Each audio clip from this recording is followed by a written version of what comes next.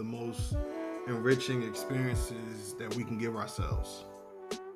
It's a chance to reconnect, to reflect, and to rediscover who we are when the world gets quiet. There's a difference between being alone and being lonely. Loneliness is a feeling of lack, and solitude is a state of fullness. Now, when we learn to enjoy our own company, we realize that being alone isn't something to fear, it's something to cherish.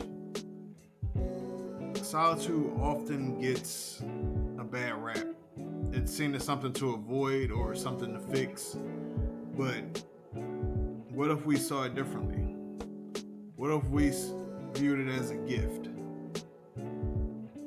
Being alone doesn't mean that you're unloved or unwanted. It means that you have the space to love yourself, to want your own company.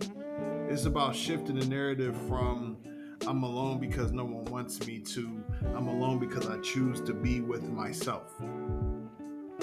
Now, let's be honest. Sometimes being alone can be scary.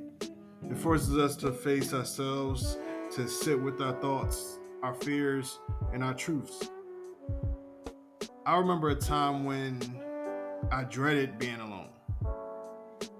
I tried to fill every moment with noise, with people, with distractions.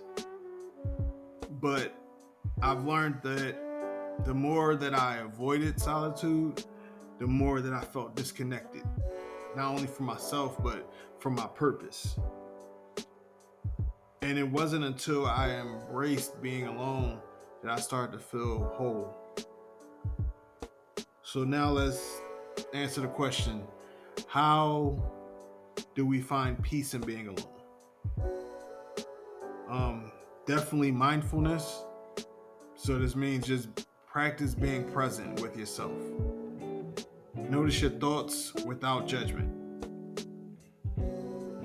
Utilizing creative outlets like writing, painting, playing music. Just let your solitude fuel your creativity. Um, Being out in nature. Spend time outdoors. Nature has a way of reminding us that we're never truly alone. And what I feel is the most important way to find peace in being alone is gratitude. Reflect on what being alone allows you to do, what it allows you to feel, and what it allows you to be. So, today, I invite you to ask yourself, what would it look like to find peace in being alone? What could solitude teach you about yourself? Remember that being alone doesn't mean that you're incomplete. It means that you're whole enough to stand on your own. I appreciate you spending this time with me. And as always, if this episode spoke to you, share it with someone who might need it. And if you're on a journey to find peace in being alone, remember this. You're not alone. You're growing, and that's something that you should definitely celebrate. Thank you for tuning in to another episode of Hill and Holiday. Stay intentional, stay open, keep moving forward, and let's heal together. Peace and love.